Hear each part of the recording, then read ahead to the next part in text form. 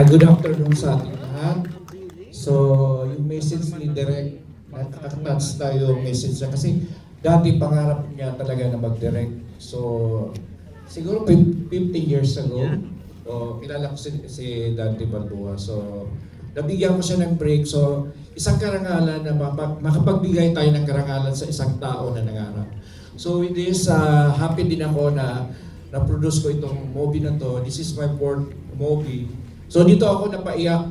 So kahit na first time si Direk nag-direct, so nakita ko naman yung effort niya na talagang magaling.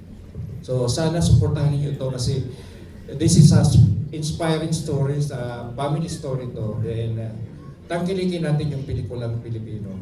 Kasi sa ngayon medyo sa tingin ko mahirap.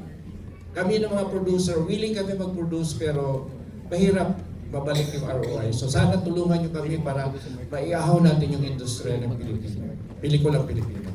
Maraming salamat at sana panoorin nyo ito at supportahan nyo, lalo na sa media na nandito ngayon. So magtulungan tayo para ma-uplift natin yung ating movie industry. Thank you. Thank you very much.